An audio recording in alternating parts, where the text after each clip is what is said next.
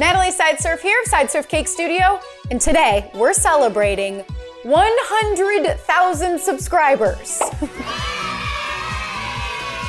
This is such a big deal, you guys. And I just want to thank each and every one of you for your subscriptions, your comments, your likes, and of course, thank you to our patrons that help keep this channel going. When Dave and I first started this channel, we really didn't know what we were doing, like at all. And it's honestly incredible to hear from viewers from India and Malaysia and Ghana and the US and just all around the world. And with your continued support, I honestly think the best is yet to come. Before we get started, let me know in the comments if there are more things that you'd like to see from this channel. We've done some live streams that a lot of you really seem to enjoy, but also let me know in the comments if you'd participate in a Discord or a subreddit.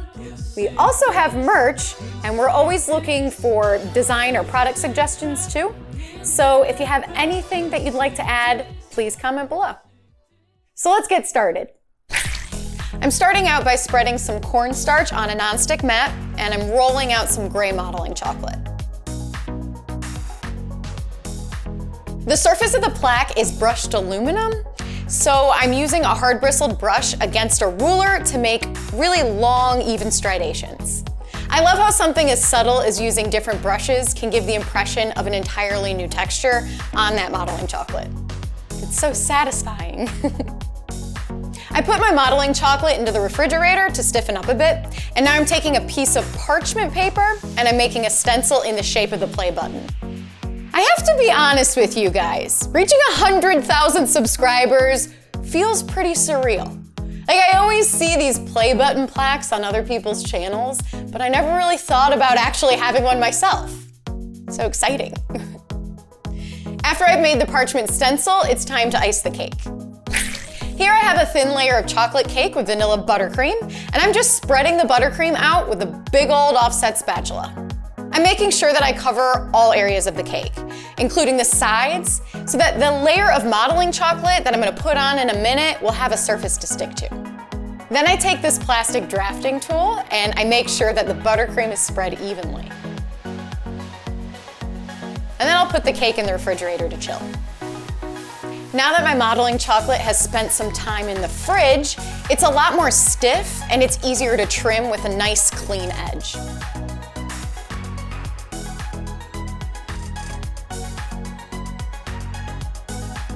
Now I'm taking the stencil and I'm using my ruler to make sure that the placement is correct. Even if it's off just a little bit in like one direction or the other, it's gonna throw off the whole illusion of realism, so I wanna be precise. I just take a blade, I cut around the stencil, and I pop that section out. Then I cut out the play button, and it looks so cool with that brushed aluminum effect. On the actual plaque, there's a mirror finish behind the play button. Now, I haven't been able to completely replicate a mirror effect on a cake just yet, but here we're gonna try our best. I've rolled out some ivory modeling chocolate, and again, I'm using my stencil to cut around it. I'm cutting about a ½ inch larger than the actual stencil so that when I place the final layer of modeling chocolate over top, I have a little wiggle room to make an adjustment so that it fits. Now I've got my cooled cake, and I'm using my stencil to make very shallow cuts into the cake for my recessed play button.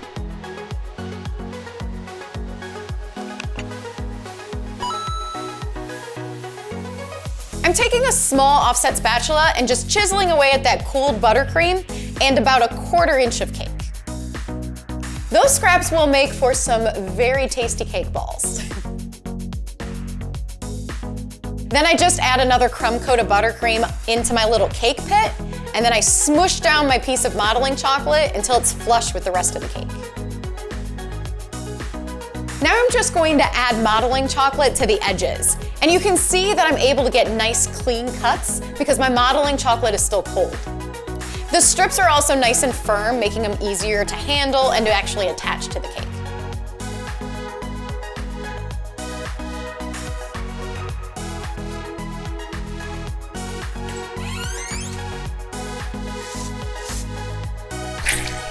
The cake is assembled, so I'm brightening it up with some silver food color. I often use gel food color, but this silver food color is a luster dust, which means it's a dry powdered food color. I just mix it with a little bit of high proof alcohol, and I use that same hard bristled brush to get that texture I'm looking for. So even though I'm using alcohol, you aren't going to get any of that flavor from it because it's such a tiny amount. The proof is so high that it evaporates almost as fast as I'm applying it.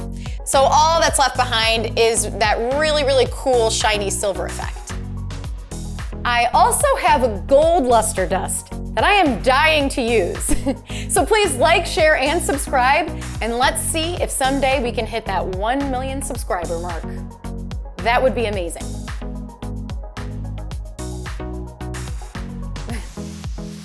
And of course, we want to add that play button and then clean those inside edges.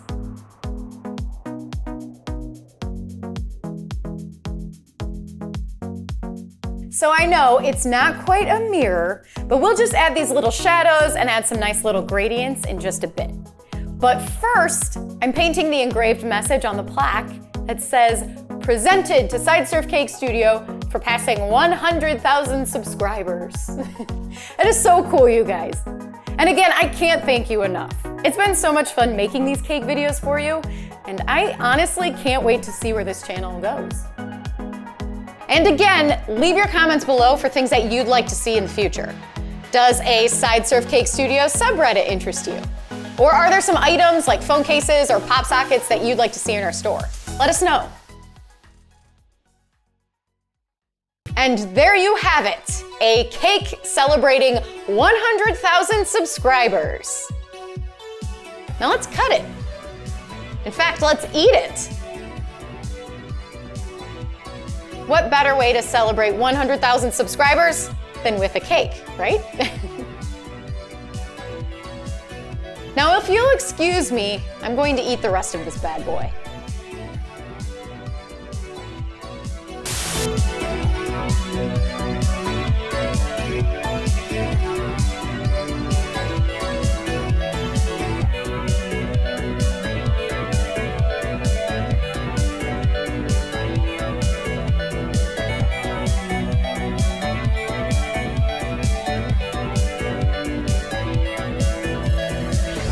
Infinite purpose.